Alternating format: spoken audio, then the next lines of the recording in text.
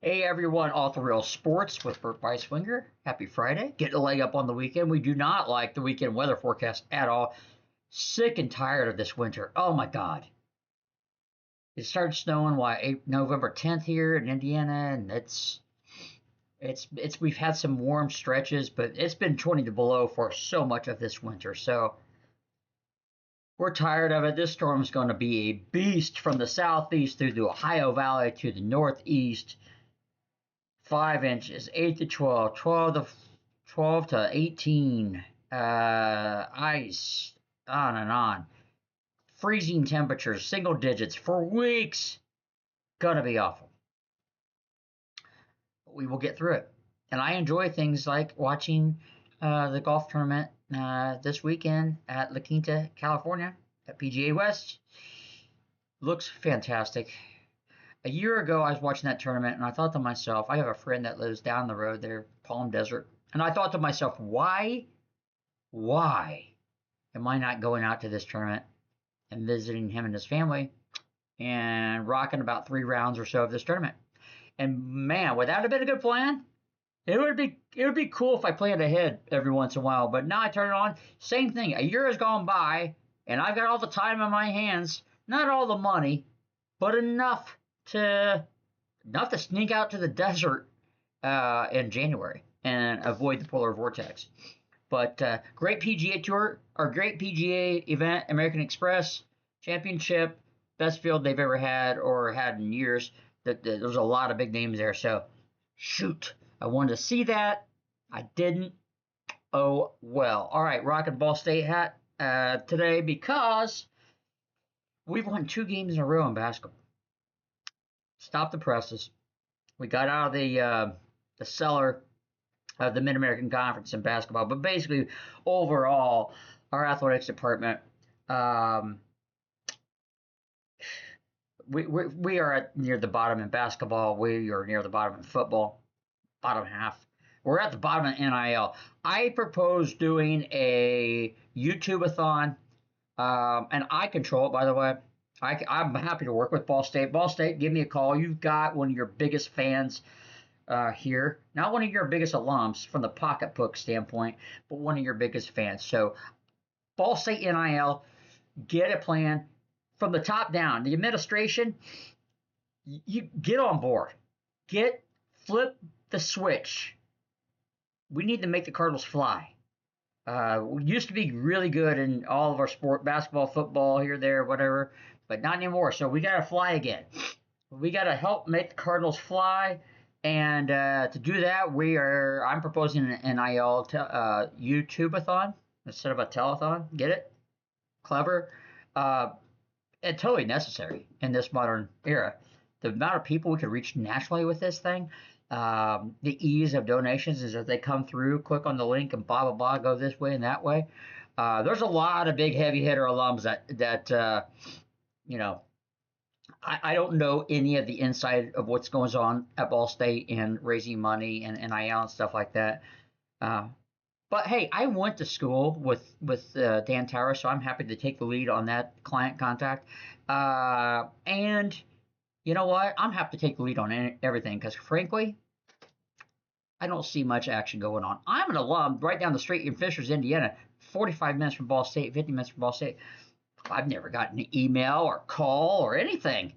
Postcard in the mail, help raise money for the Cardinals.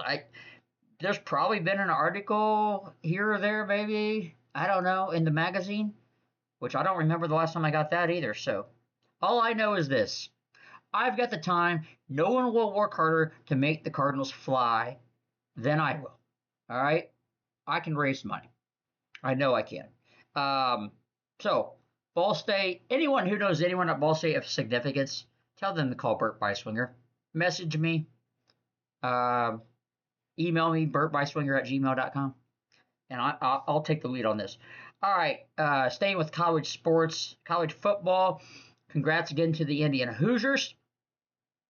Awesome story. I think we're going to see more stories like this in this era of college football, simply because just transfers. You can transfer every year, NIL. I mean, you name it. So you're not going to have stacked teams anymore. stacked talent. Like some of those old Miami teams. Oh my God, you guys who aren't old enough to remember the Canes at their height, the Canes, a couple of those Gators teams, some of the LSU teams, Alabama teams. I mean, you're talking future NFL Hall of Famers across the board on both sides of the ball. Insane, or at least NFL talent on both sides of the ball in those teams, and future Hall of Famers up and down. Awesome. Not going to see those kind of teams anymore. Indiana was not that kind of team. Very good team. One of the best teams for their era that there will be 16-0, and they beat all the heavy hitters for sure. So yeah, one of the best teams. Not most talented. No. I don't even think Mendoza is going to go number one. I don't see Mendoza as some game-changing quarterback at the NFL level. Again, that's no disrespect. All right, but college sports, we got to hone this in, man. We need rules. College football. I'm glad the season's over because, quite frankly, I'm tired of college football. Tired of it. Can't stand it. I couldn't even get into the playoffs to enjoy that. Coach is leaving. Lane Kiffin leaving this team. You can blame Lane Kiffin all you want. The rules are there that you can do that, and you can have coaching movement before the season's over. And honestly, it was demanded by LSU that it come now. We got to start recruiting because recruiting's already starting. By the way, you had this. You had a backup quarterback of Ole Miss leave his team for the portal. Leave his team for a portal right before the Miami game, right before the semifinal. What are we doing? I thought the whole point was to win, play with your team, see a season through, have the goal of winning a championship, on and on. Now we got these guys that are, they're not all of them are leaving every year. Stop, but some of them are. Some are 4 teams, 4 years. What? They're getting money. They're getting money at a very early age, and then they're looking out for themselves for next season. And honestly, it shows in a lot of ways. I mean, some of these teams just didn't show up. I mean, I know Alabama had a rough stretch. Alabama and Oregon, honestly, they just folded 10. And you just wonder where players' head and hearts are these days. I know there's winners out there, like the Indiana Hoosiers, like that Miami team, like others. That's not paint a broad brush here. But we gotta get some rails on this thing. See, we can be off the rails, but we got to get the NCAA or college sports on the rails, right? And have some guardrails, have some guidelines. Let's start with the calendar. Have a defined calendar. Every other sport does, every other pro sport does, and this is a pro sport. So have a defined calendar, and let's work with that. Signing periods, all that kind of stuff. I mean, you got to have quiet periods. You got to get through your season before you can have coaches leaving and players going to the portal and all that kind of stuff.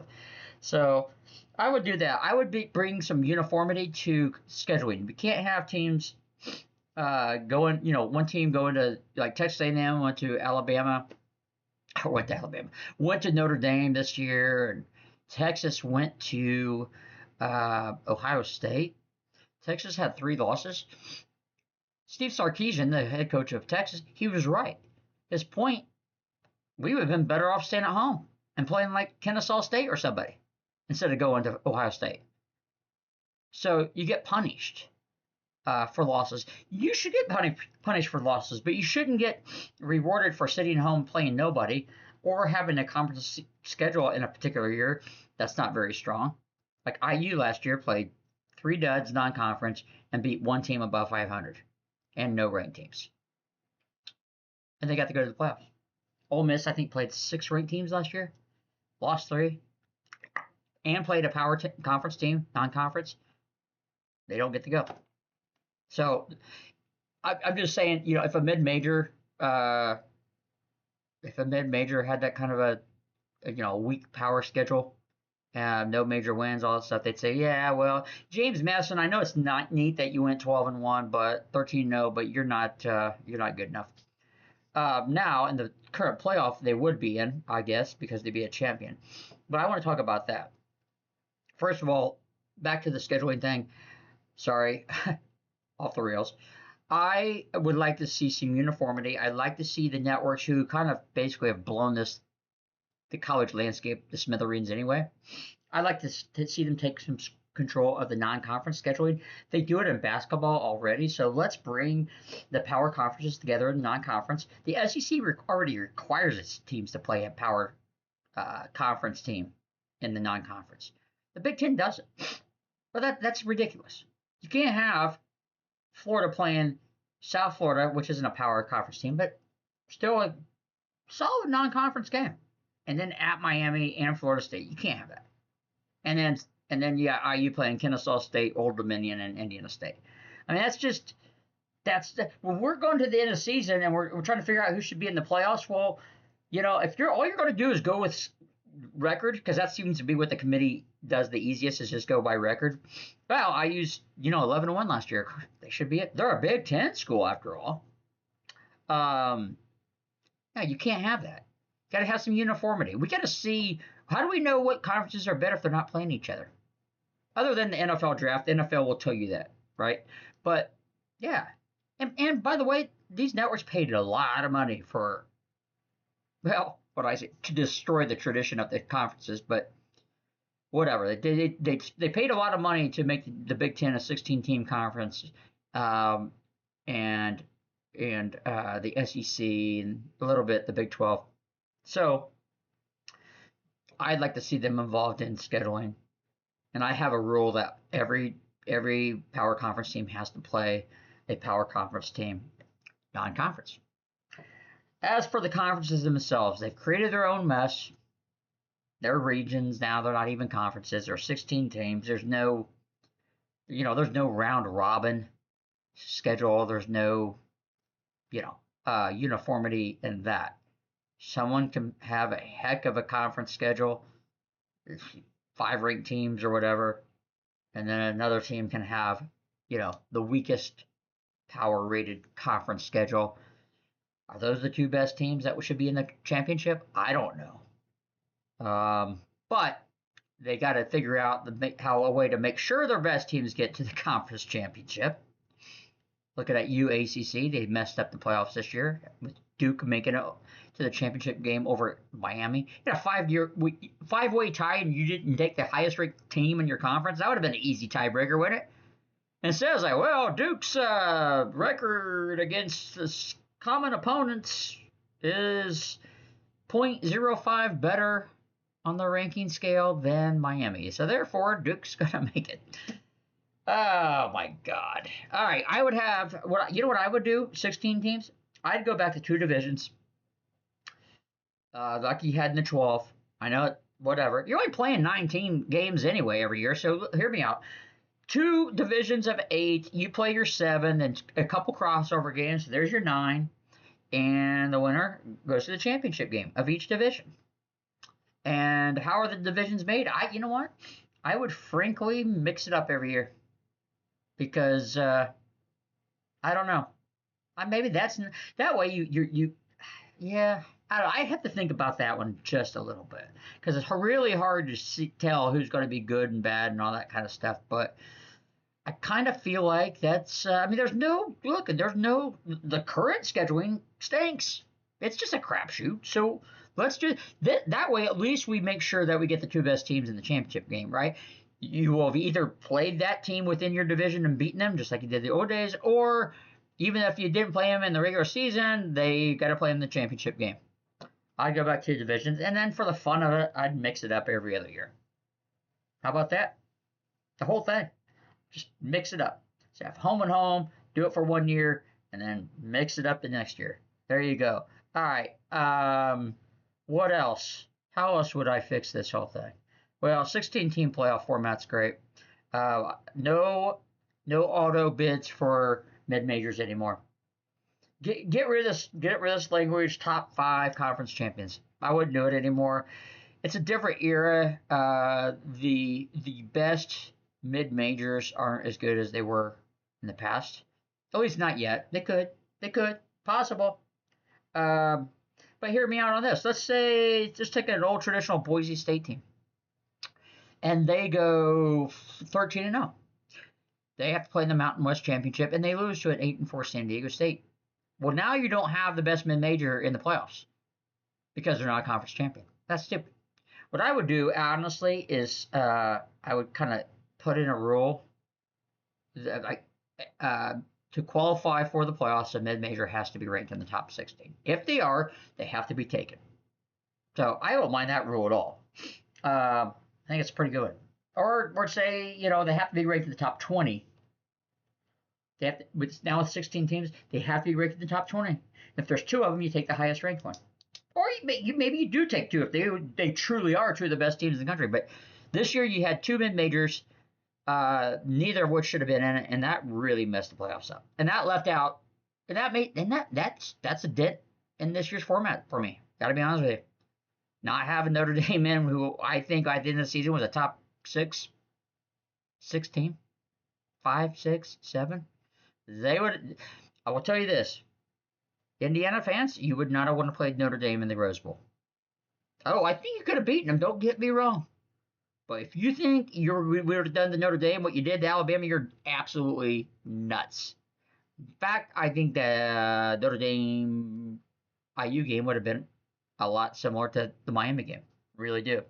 But anyway, that's what I do. As far as the players they go, this movement, four schools in 4 years and all this stuff. Look, a school invests time and money in recruiting. They also are given scholarships. People laugh. I know they don't think anyone goes to class. That is not true. That is not true. In fact, football players are some. When I was in college, they were some of the best student athletes I could remember. Baseball players. So no. But you're already signed a contract. You're already getting a free education. All right, you're already getting a contract. All right. I liked what John Calipari said, and I like Calipari more than I used to. But he mentioned letting players play 5 years. Think about that for a second.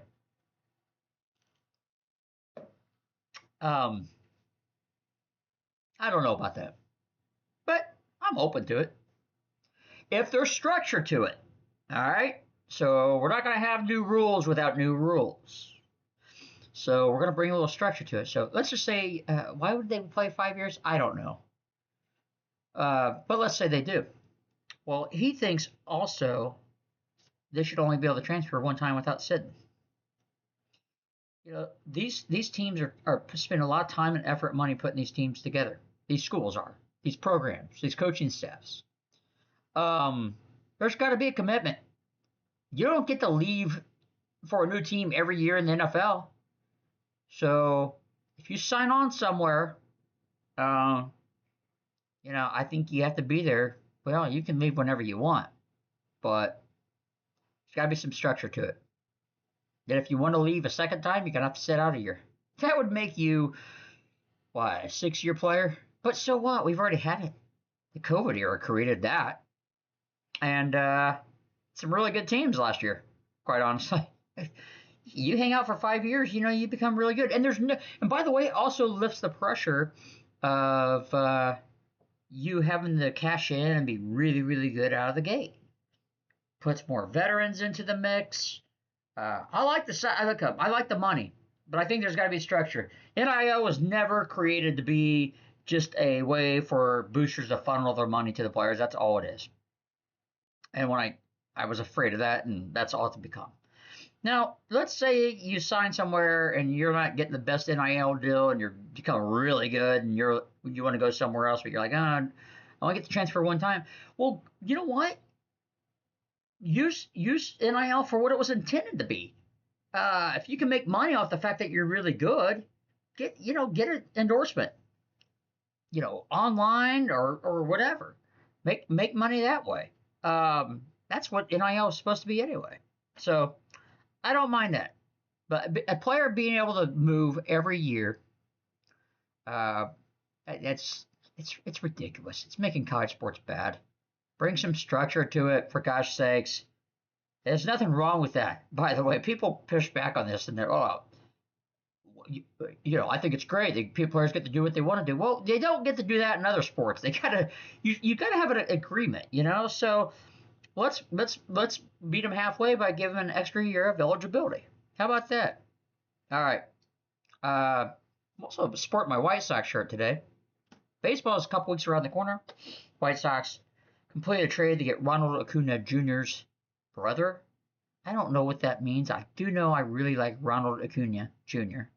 And I like his brother being on the White Sox now. So we'll see if he has the kind of career that they think he could have. Hey, it is, speaking of warm weather climate sports, down in Miami area, Hollandale Beach, Florida, this weekend, Gulfstream Park, Pegasus World Cup $3 million race. This is not a road to the Kentucky Derby thing, but it's a $3 million race. So I'm digging it. I'm digging it. This is not 3-year-olds, like I said, Derby Trail. This is 4-year-olds, what have you. This is $3 million, $3 million. So it's gonna be a good race card. You wanna scratch a little extra change this weekend? Get on your DK Horse app or your FanDuel Racing app or FanDuel Sports, and you click on Racing. Twin Spires. I would put Disco Time's going to go off as the favorite. He's a Brad Cox trained horse. I like Disco Time because he's really an up-and-coming horse. And I don't like taking the favorites necessarily, but he draws the first post, and that's good at Gulfstream Park. It's a short trip to the first turn. So if you draw outside, that's a big disadvantage at Gulfstream. And far outside is last year's winner, White Abarrio. He's drawn from the 12th slot, the 11th slot. So he's got Irad Ortiz on him. Irad is, he's the best in the business. I could argue a couple others, like Flavian Pratt is on Disco Time, but I'm gonna take. You could box it. Still Disco Time with Tappan Street. He's another Brad Cox trained horse. Trying to see where Tappan Street starts from. Matticat Road, Bob Baffert horse, Mike Smith riding. Tappan Street draws from the 7th, so I like Disco Time over Tappan Street in White Abarrio. There you go. There's a little exacta. It's like a $2 exacta for you. So you'll see that on NBC. There's a few other big time races, turf race before that, and then the Pegasus Cup, World Cup, and that's on NBC at 4:30. So we like that. It's Derby Trail does start here very soon. Well, we've started it. It's started, but it's going to ramp up here soon. Hey, listen, polar vortex. We got to push back on this bad boy. We're tired of this. Fight it off. Fight it off. Get a leg up on the weekend, everyone. You enjoy it. Survive it. Have a good day.